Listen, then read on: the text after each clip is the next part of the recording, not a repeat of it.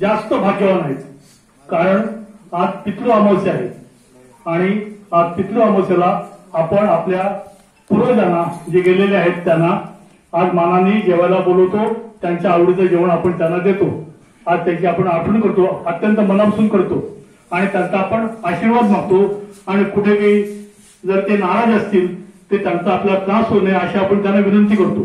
म्हणून आजचा दिवस फार महत्वाचा आहे. आमच्या जीवनोन्नत सेवेमध्ये आम्हाला असं आढळून आलं आहे की खूप लोकांचा ही काही कामं होत नाहीत, नड असते आणि ते खूप अडकलेले असतात. तर त्याचं महत्वाचं कारण म्हणजे पितृदोष, म्हणजे त्यांचे जे कोणी गेलेले पूर्वज असतील त्यांच्यापैकी कोणीतरी फार फार नाराज असतो आणि तो त्यांच्या कामामध्ये आडकाठी घालतो आणि त्याची कामं होऊन देत नाही, कळलं का? तर त्यासाठी त्यांना प्रसन्न करण्यासाठी आजची पितृ अमावस्या ही आपल्या हिंदुधर्मात ठेवलेली आहे आणि ती अत्यंत महत्वाची आहे. म्हणून मी तुमचं सगळ्यांचं अभिनंदन करतो, तसंच तुमच्या पित्रांचं पण करतो की